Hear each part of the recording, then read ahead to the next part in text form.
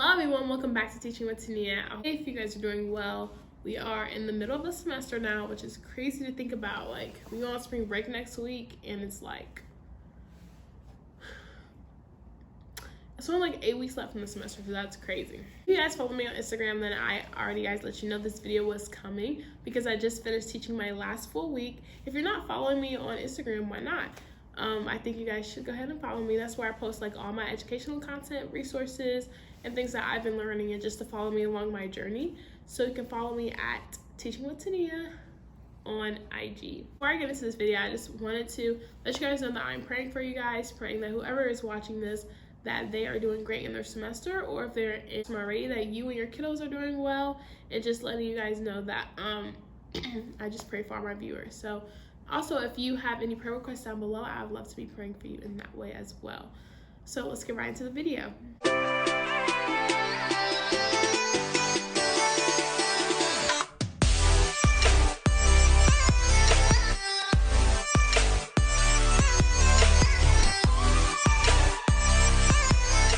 If you guys are not familiar with how the education process works, I am student teaching right now. It's my final semester in my undergrad classes, and it's like, thank God, like I can finally see the light at the end of the tunnel, and it's like giving me motivation. Like, I'm almost done. Just keep going, just keep trying, because I'm almost done. And once I graduate, then I will have my teacher certification. But as of right now, I am student teaching, and I just taught my full week as basically like the full-time teacher. If you're student teaching, you basically do everything the teacher does, except for you don't get paid. But I see it as an act of service for sure. I want to start off by talking about how I prepared to get to my full week of teaching. So they're like 8-week placements. That's how my school does it. The first week I am observing. So I observe everything that she did, basically just being like another eye in the classroom. Of course, if she needed me, or if students asked for my help, of course I was able to help out there. But the first week I was like pretty laid back. And the second week I took on Bible. So I have to get 5 scripted lessons done for each subject. And scripting the lessons was a bit tedious, but they definitely want you to get in that mind frame of how a correct lesson is supposed to go. So I did that for Bible 1 week, which was like my second week. And then I took over Bible.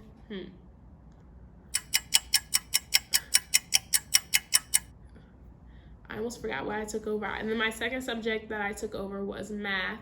And then my third subject, this was like week 4 or 5, I took over ELA, and then I took over science. But because I had a quarantine, because of just exposure and things, things had to get pushed back. And thank God my co-op was super flexible.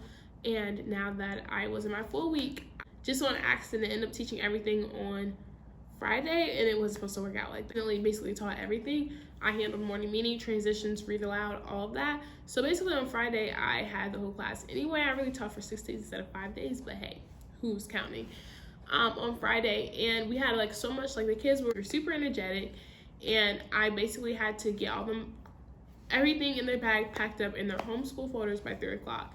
And at dismissal, my cooperating teacher told me that like next week, like she's fully confident of handing her class over to me, which was a big deal because I have prayer partners, people praying for me, and at the end of the day, like I am gifted to teach. That's like no doubt for sure.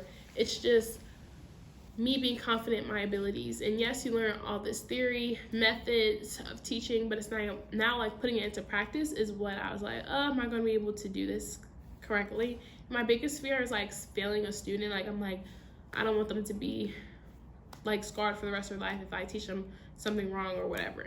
But thank God all of that went away when I started teaching on Monday. I have the weekend to like prep, get everything together. I was also doing block planning during this time. So if you guys want a video on how I block plan, I would love to create that for you guys. Let me know in the comments down below if that's what you guys would like. But basically over the weekend, I got all my materials together. I block planned and prayed over just my stamina and my ability to serve these students well. Because basically, like, teaching is a whole ministry within itself. But to be able to serve my teacher and just be honored to teach these students, because I know that there are so many teachers that would love to be a teacher but just don't get afforded this opportunity. And so many people would love to be in my position right now, like other education majors. So just like not taking any opportunity for granted, especially with what we have been living through this past 2 years has been absolutely crazy, and many people had to learn from at home. Now, for some students that was beneficial, others it wasn't. But at the end of the day, just to be in the classroom and be teaching those students face to face was truly a blessing. I kind of got off topic. So going back to teaching on Monday. On Monday, surprisingly went really smooth. I had already prepped my students that, okay, like they call me Miss B, we'll put it like that. Okay, Miss B is we already prepped them, like I'm gonna be teaching basically everything. My co-op and I had slowly worked our students up to this point, so they already knew that I'll be teaching that full week.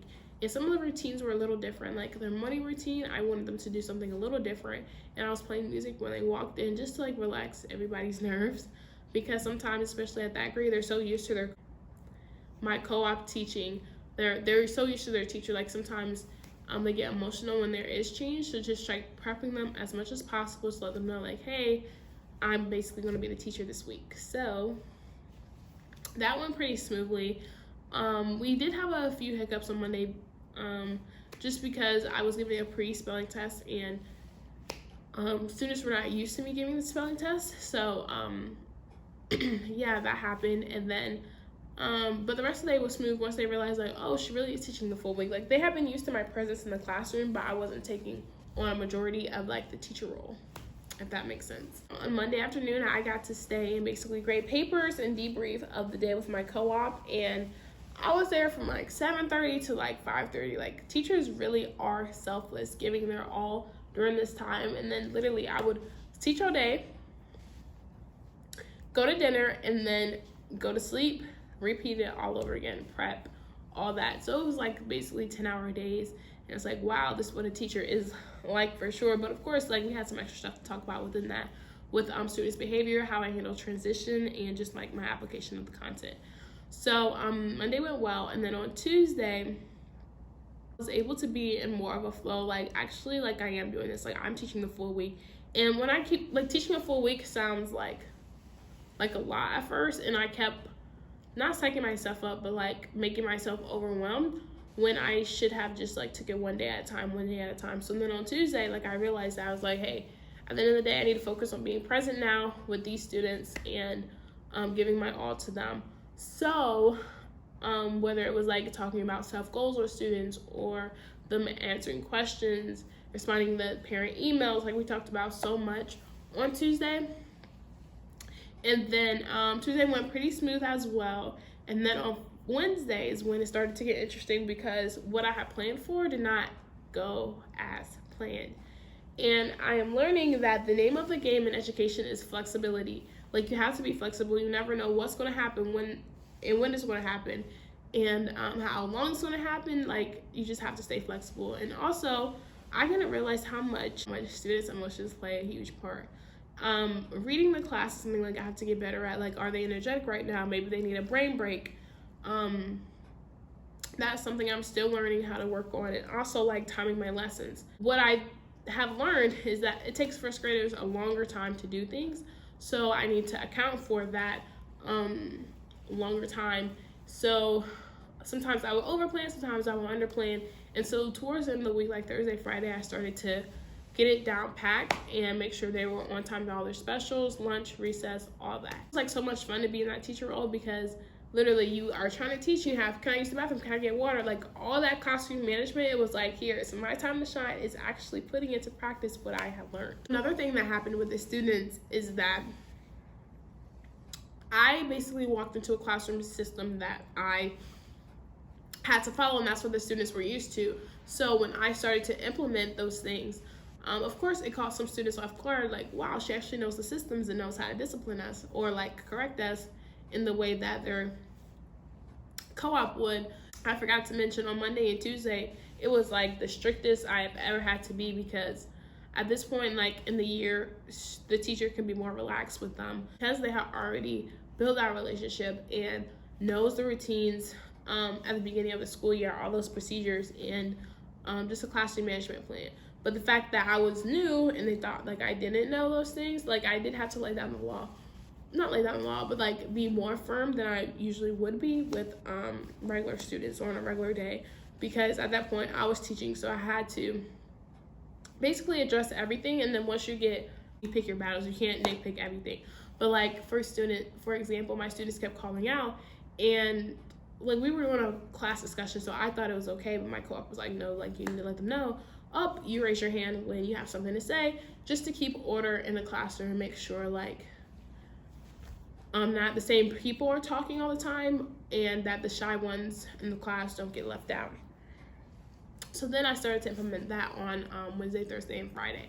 But like I said, Wednesday was crazy because we had a fire drill, and then some other things got switched around. It was also Dr. Seuss Day. Class had a special guest come in. So it was like all these moving parts. It was a lot to keep up with, and sometimes the timing was like awkward times. Like at 10:21, have the students here, and it's like, what, at 1? And then also having to reiterate, how do we line up quietly? How do we walk in the hallway quietly? Basically going back to what they learned when they started school in August. So that was a struggle for me to like keep up with. And then at a certain point I was like, I don't even want to keep up with it, but I know that once I lay that foundation, they know that me as a teacher figure, like I know what I'm doing, they will follow suit. So that went well. And then on Thursday and Friday, it was more like winding down, closing up topics and that we had learned throughout the week. And then I had them take a spelling test and a math quiz that week. So overall, I cannot complain, and it did grow me as a teacher for sure. Teachers are selfless. Like I went home, came back to campus so exhausted, like, is this really what I want to do?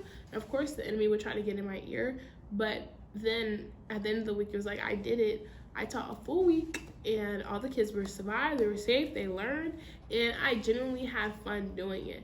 And I know everybody's student teaching experience is different, and right now I'm just like halfway through it. So I know that every day is not going to be glitz and glam, and last week everything was not glitz and glams, but I am thankful that I just do get this opportunity to continue to like perfect my craft in a sense and continue being a better teacher.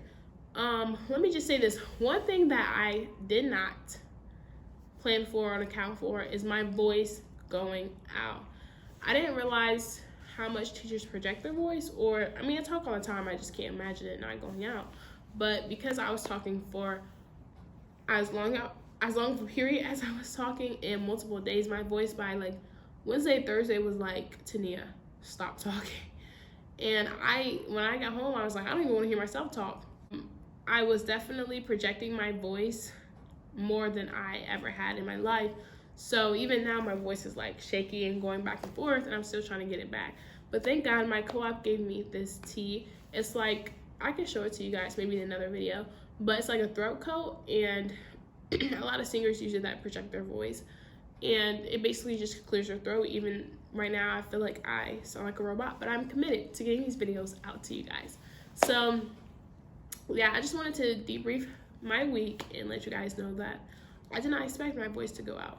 And actually, I forgot to say this, my co-op said that her voice usually goes out in like the beginning of the school year, when she goes all summer when not talking so much, and then like if they have a break in like December, they come back in January. But I had to use techniques like whispering. Like at the end of the day, I'm not going to talk over you, and just using techniques like that, because most of the time, like when students are yelling, to hear ourselves is automatically a default to talk louder than them, but I refuse to lose my voice to teaching. So a more effective and dramatic way to do it is to whisper. Like, I have some directions I need you to hear. You cannot hear me because you are talking, and do things like that, or let them know that, oh, my voice is on, that means your voice is off. So having that fluctuation in my voice for students to know like when I'm serious, or like when I'm actually in teacher mode and teaching and giving instruction, and just for them to continue to know me like that as a teacher. But yeah, I could talk about my week all day long, but I don't want this video to be too long. If you want to hear more about my teaching journey, please don't forget to subscribe, and I will have to teach again another full week in like a month or so. So I'll definitely give you guys a reflection on that. But thank you guys so much for watching. I'll see you guys in the next video. Peace.